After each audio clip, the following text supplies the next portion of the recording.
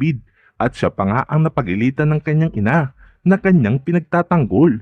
Kaya pinaalala sa kanya ni Teban at Kidlat na wag na nga niyang isipin ang kanyang pamilya dahil pag yumaman na nga siya ay pwede niya nang isama ang kanyang ina sa kanilang gagawing pag-alis. Pero sa ngayon ay mag-focus muna ito sa kanilang grupo na parang kapatid na nga ang trato sa kanya. Kaya dito na ibinalita ni Lucio na magbebenta na rin sila ng Red Chaser sa Quiapo. Pero makalipas nga lang ang ilang minuto ay dumating na nga ang convoy ni General Pacheco. Kaya dali-dali ring umalis si Lucio para makibalita sa kanilang pag-uusapan. At sa pagpasok pa nga lang ni General Pacheco ay agad nang uminit ang ulo ni Mr. Wu dahil sa kanyang ginawa ay nagkaletse-letse nga ang kasal ng kanyang anak. Pero sa huli ay pinakalma nga lang siya ni Angkong dahil ngayon ay magkakampi na nga sila. At dahil bigo nga silang maiharap sa kanya sina Amanda at Supremo, ay plano niya na ngang taasan ang porsyento na kanilang binabayad bilang proteksyon. Pero bigla namang umalma dito sina Angkong at sinabi na kaya nga nilang magbigay ng droga kung kanyang gugustuhin. Pero agad itong tinanggihan nila General Pacheco at sinabi na kailangan nga lang niya ng pera o sina Amanda. Kaya nang marinig ito ni Lucio ay agad siyang nagpresenta na tutukan nga ang paghahanap kina Amanda at Supremo bilang kabayaran sa kanilang proteksyon. Kaya dito ay nagkaroon ng pagkakataong magkausap sina General Pacheco at Lucio pero duda pa rin ito na magagawa nga niyang magtraidor kay Supremo.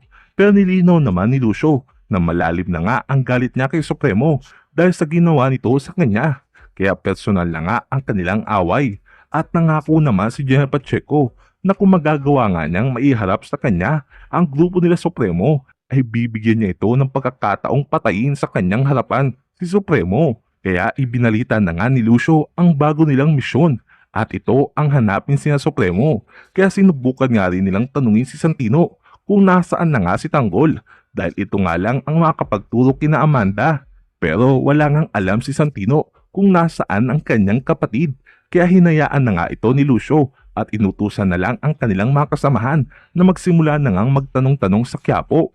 Pero bigo nga silang makakuha ng kahit anong impormasyon kaya hindi maiwasang pag-inita na naman ni Edwin si Santino. At dahil dito ay nagdesisyon na nga lang siyang umiwas para hindi na lumaki ang gulo.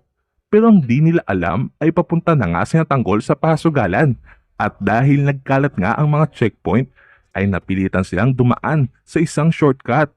Kaya hindi naman maiwasang kabahan ng mga kaibigan nila Tanggol dahil first time nga nilang magbibenta ng mga droga. At makalipas nga lang ang ilang minuto ay nagulantang sina Raul na makita ang isang checkpoint sa kanilang dadaanan. Kaya pinakalma muna sila ni Boss Divina at sinabihan na maganda. Kaya inilabas na nga nila Madonna at Tanggol ang daladala nilang mga armas.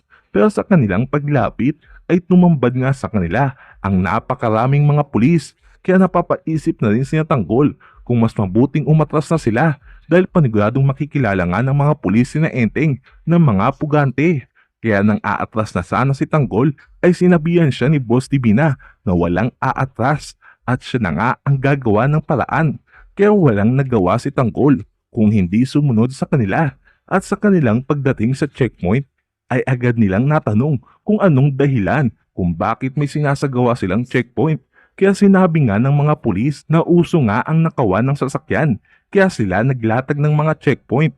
At dito ay ipinaliwanag nga ni Boss Divina na seller nga lang siya ng sasakyan. At kasama nga nila ang dalawang sasakyan sa kanilang likuran. At nakiusap na wag na nga itong i-check pero nagmatigas nga ang mga pulis. Kaya hindi na rin nagpumilit si Boss Divina.